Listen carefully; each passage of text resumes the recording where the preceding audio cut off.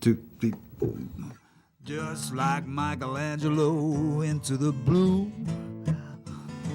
on heavenly wings. Cargo ham bones don't take off, no smoke, no mirror, no strings. I can't take off these dark shades. I can only say how it's too beautiful.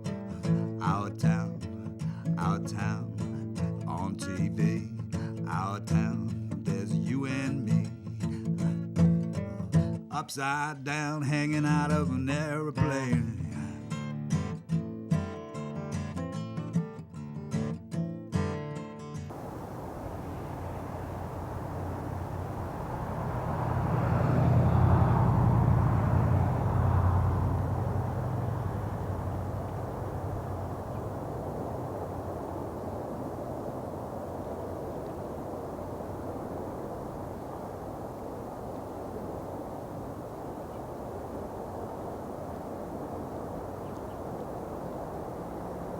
Welcome to Our Town, and I'm your host, Larry Frost. Today we have another great show for you. We'll be going to the Senior Center, where we'll be attending a Veterans Breakfast with Council of Aging Director Annmary Connor, Veterans Service Director Kristen LaRue, and Mayor Thatcher Kezer. So let's get started.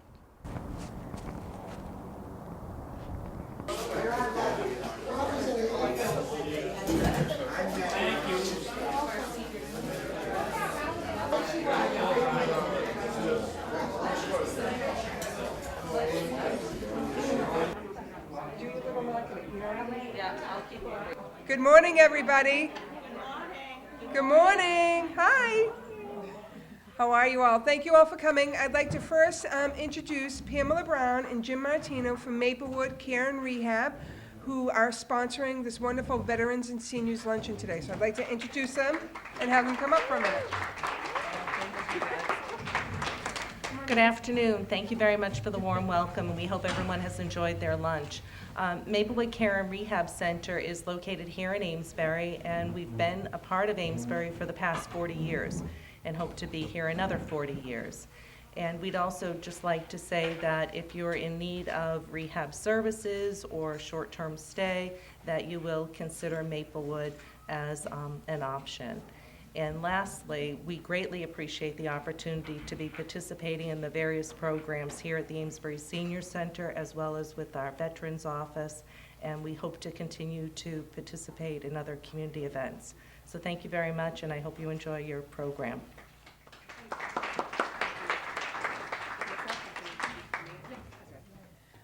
I'd also like to thank Larry Frost from Our Town for being here and taping this wonderful luncheon that we're having today. Kristen LaRue, Veteran Service Agent, she's wonderful, and I'm going to turn it over to her. This was her wonderful idea, and we're thrilled to have you and to be offering this wonderful program that brings the seniors and the veterans together, and we hope that we're going to have many more events like this. So I'd like to thank you all for coming today, and hand it over to Kristen.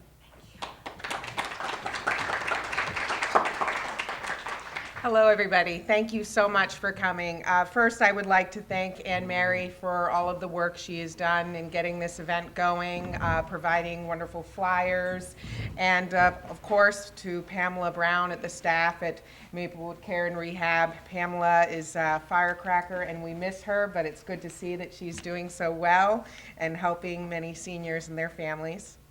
I would, of course, like to thank the colleagues that I have here today. We have Bob Mazzoni, Director of Amesbury Housing Authority, also Ron Kuntz. Ron wears many hats, but he is just a very staunch advocate for veterans, and I really enjoy working with Ron. And of course, to all of the veterans and their family members who are here, thank you so much for your service.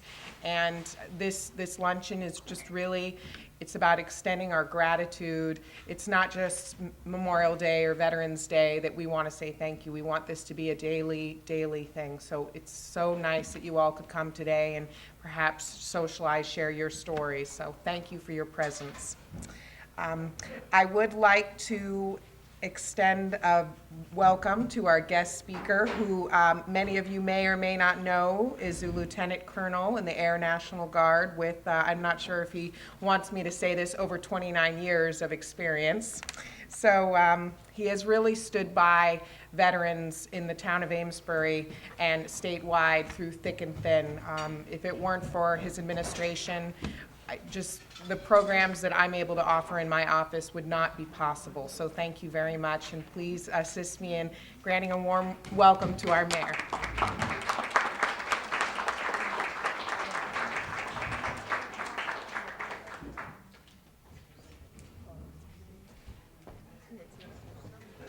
Thanks, Kristen, and thanks for the introduction, and folks at Maplewood for putting this on, and Mary. I got stuck sitting up there because I was actually lingering to see if there were any seconds coming along for the lunch. But it's always a pleasure for me to come over here and spend some time with you folks. I know in the past I've come on various topics that we've had to talk about, and it's great for me to be able to kind of talk about issues and updates. And I think the last time I was here was great therapy for me to get some things off my chest, and I felt so much better afterwards when I left. So I thank you for providing that service for me. But I think what's important here is the luncheon and the gathering. The theme of this is appreciation for you, the folks here, the veterans who have served our country and our community over the many years, and also the families. I always try to include the fact that the families are part of it, because when a member of the armed services goes off and goes to harm's way, or is just simply away because of travels of being in the service, that has an impact on the family. The other members of the family that are left behind have to sort of pick up the chore list. It always seems to be that's when the water heater goes, that's when something breaks, that's when some family issue that needs attention comes, when members are away. So the family is always part of the service that is included when we talk about veterans and the sacrifices that they do. So it's a pleasure to be here. I have to update my resume. I'm now over 30 years in the Air Force, Air National Guard. No, that's fine. I got to update the website too. And I'm pleased with that. Given the fact that I've been in the Air Force for more than 30 years, I can say I was probably joined the Air Force long before many of you were born. I don't know if that's held true or not. I'm sorry, that's the speech I gave to the Brownies or the Cub Scouts. I'm sorry. But I like that line anyways. But no, I'm very pleased to have 30 years of service. I'm still doing it. I am in the hunt to get at least one more promotion to colonel. The reason I want that promotion is to give Ron Kuntz a hard time about it wherever I can. But no, it's something that serving has always been important to me, in the sense that of the whole concept that we as a nation or we as a community can only be strong and viable and do the functions that it needs to do if there are people willing to stand up and take on those tasks and take on the burdens that come with those tasks. I've always been pleased to do that for 30 years. It's always been an honor.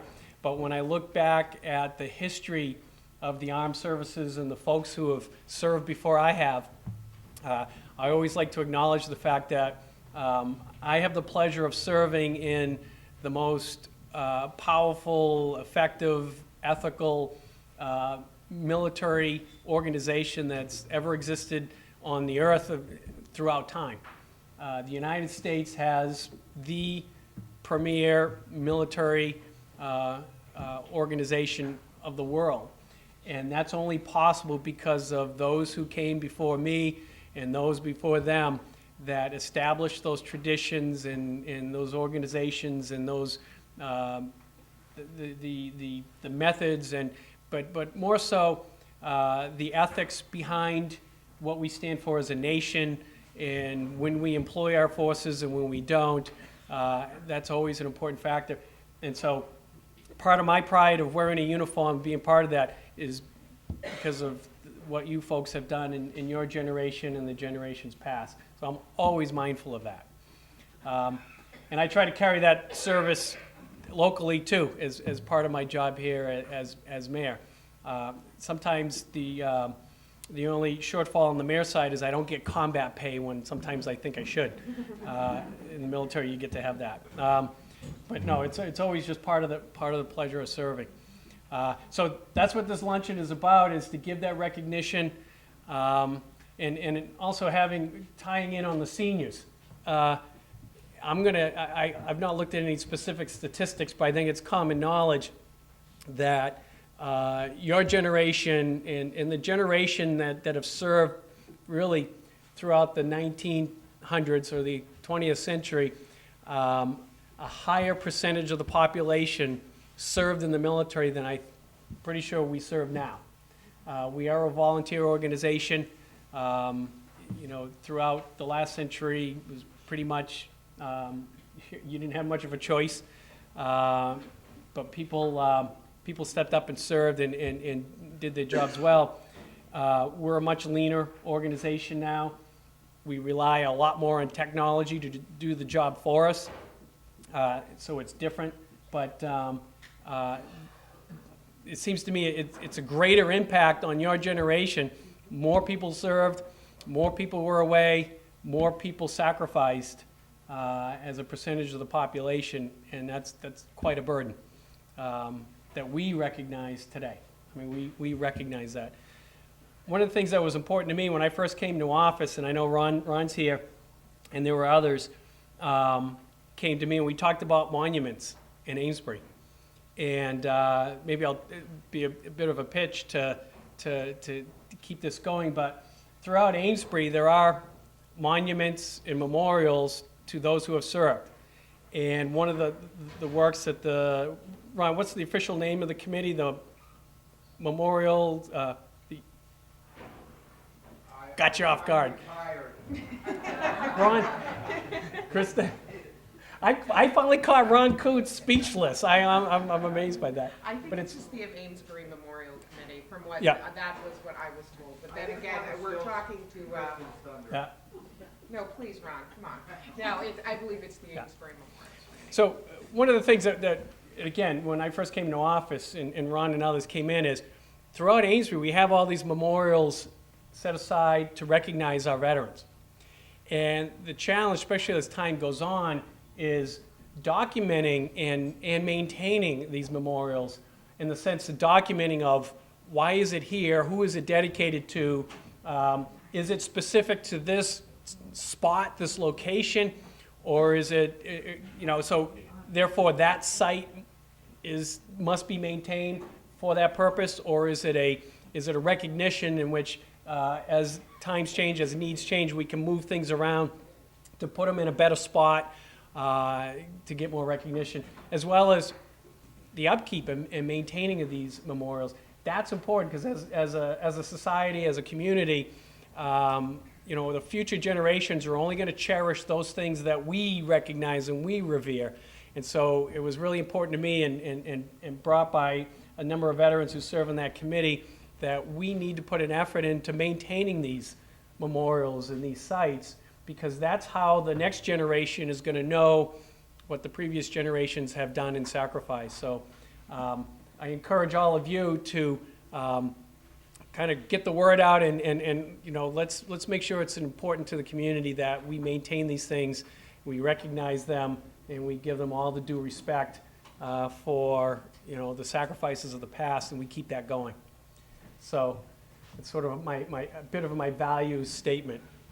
So on that, and again, we have things coming up in the future. One, Annmary and the work that the whole council here does for continuing the programs and the activities here. I am going to issue a challenge to some folks in the room.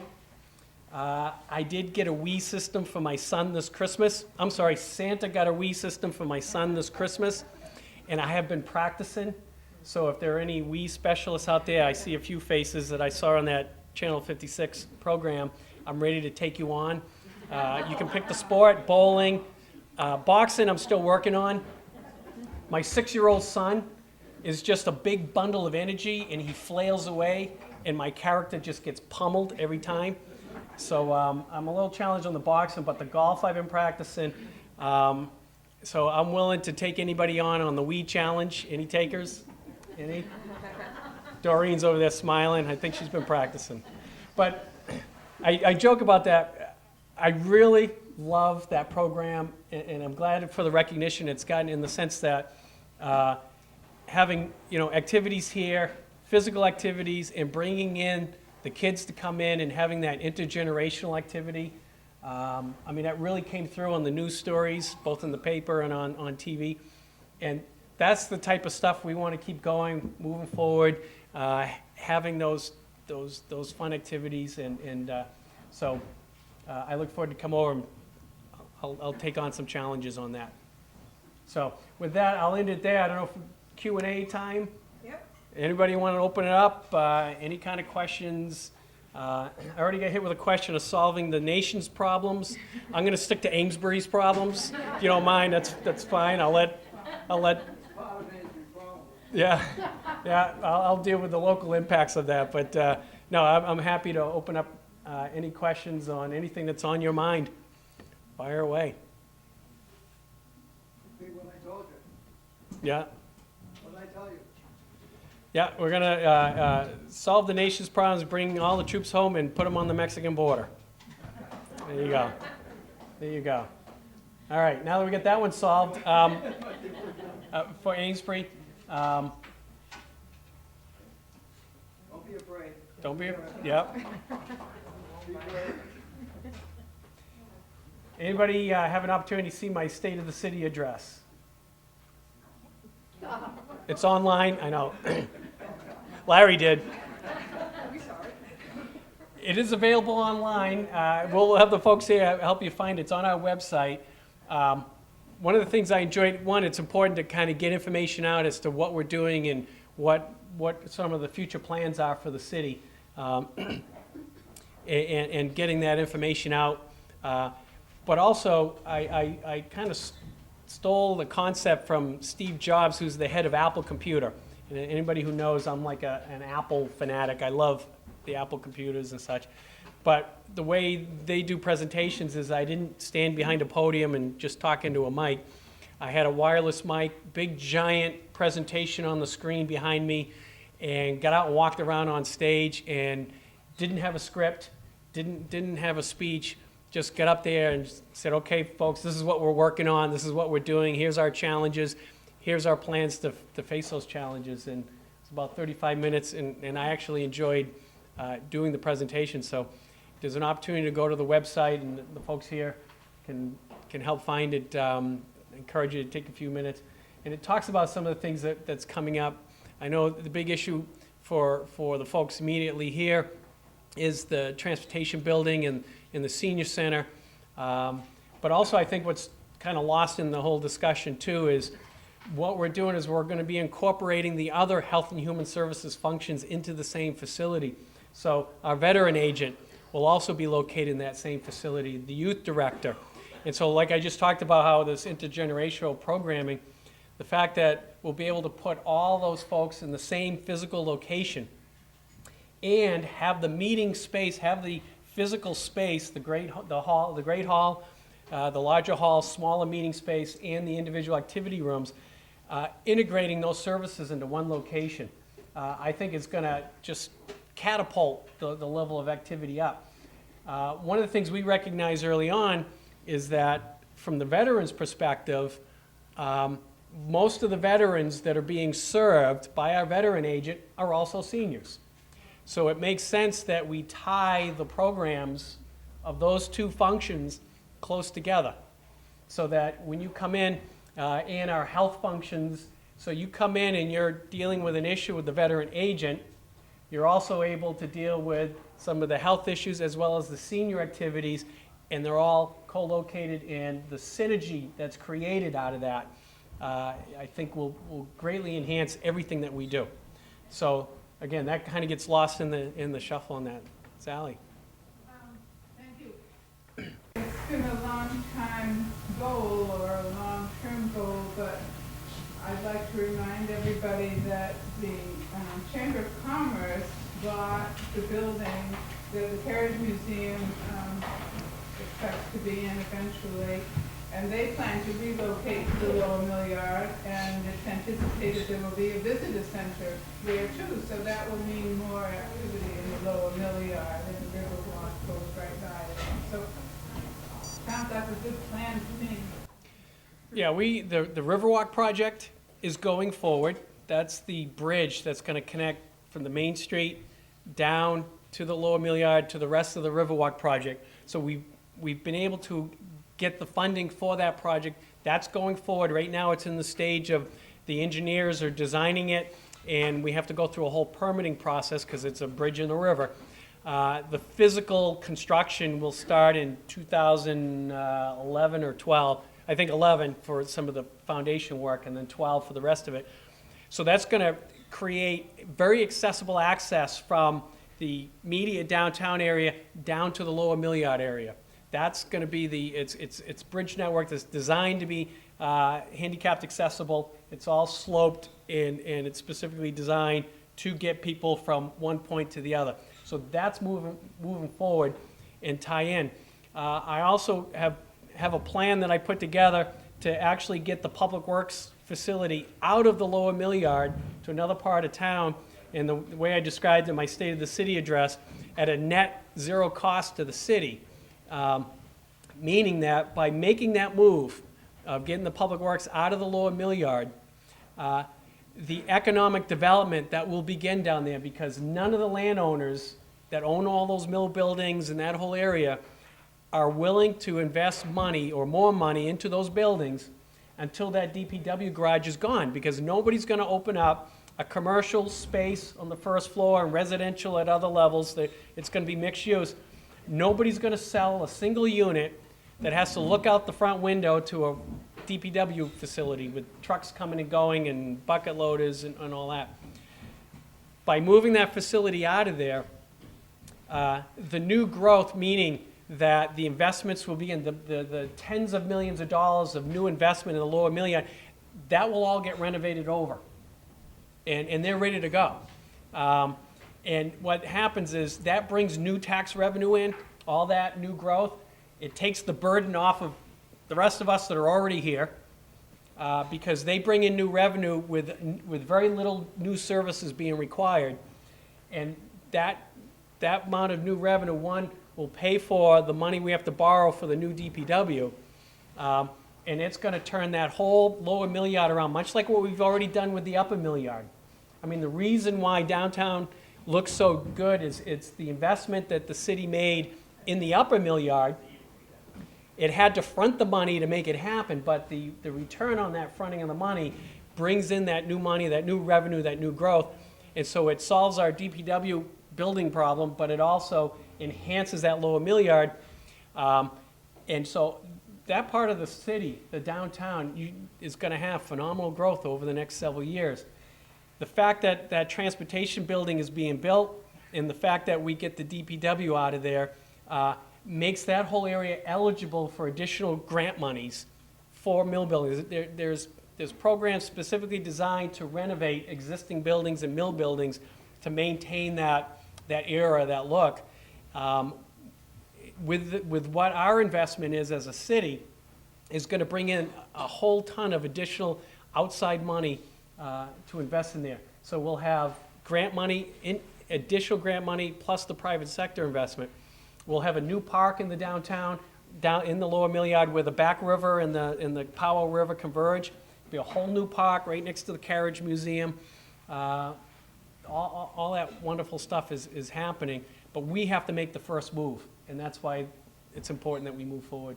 What about the junkyard? I heard that wasn't legal. I always confuse what there's Nichols owns one yard, but there's Nichols, Well, Nichols, yeah, so- yeah, and I'm always confused Down there which. the other day, and he said it wasn't legal.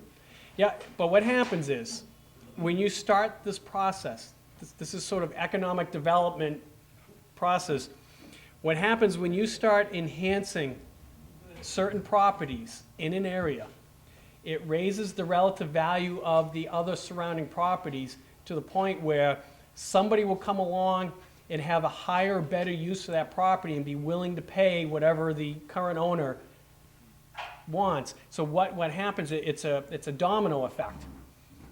But the process has to start. It's like kicking off a nuclear reactor. You got to get the process going, the rest will follow. So what happens in that whole area, those type of functions, somebody will come in and be willing to invest in taking over those properties and enhancing them because the value of those properties are worth more. But you got to get the process started, and that's what will happen. May not be willing to go now, maybe, you know, with the right price later, that will change. Let me ask a quick question, folks. Just out of my curiosity, going back to the veterans issue, how many here, just from the different branches, are Army veterans? Okay. How about Navy?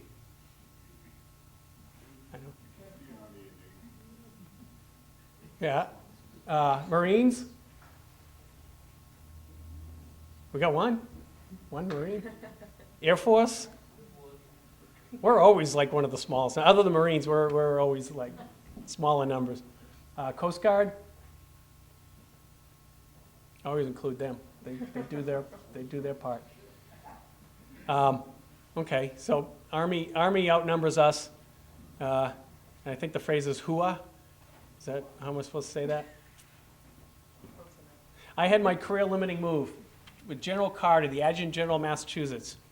I was up in the governor's office for some meeting. The Adjutant General was there. He's Army, 2-star General Army. And though I'd met him in uniform, when I saw him there, I reintroduced myself so he knew who I was, he recognized me. You know, Thatcher Kezer, a member of the 253rd Combat Communications Group headquarters at Otis. And the typical Army response is, when he gets that information, is "hua." I guess I was supposed to respond with my own "hua," but they didn't tell us that in the Air Force. I was like, yeah. Well, it's great to see you, General. And off I went. I learned that's it. No more promotions for me. So I'm going to keep working on my promotion, but I don't know what the odds are. All right. Anyways, without more further questions, and I'm happy to stick around for a little while if you want to chat about things. I'm here. Yes? I just have a comment. Yep. I recently went through my entitlements with VA. I lost my husband Yep. in August. And I thought at the outset that I would be better off having a Boston organization representing me. I just want to say that Kristen is the most efficient person that I dealt with through all that time. So if anybody finds themselves in that situation, don't hesitate to start your process locally. She is wonderful. I concur with that. No, she's done a great job. I'm very pleased to have Kristen on board. And her workload is skyrocketing, just the nature of the economy, but she's done a great job and pleased to have her on board. So, okay, with that, I think that concludes the program.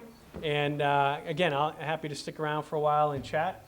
And it's good to see you all here. And once again, I feel so much better talking to you folks. Thanks.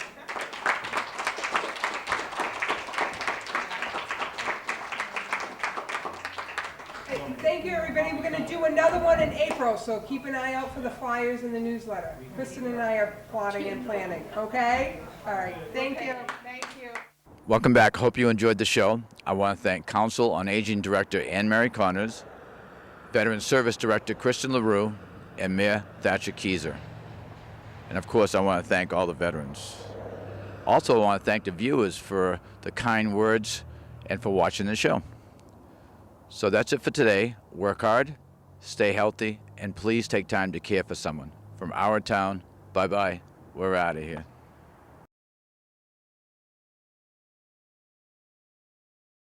It's too beautiful. Our town on TV. Our town, there's you and me. Upside down, hanging out of an airplane.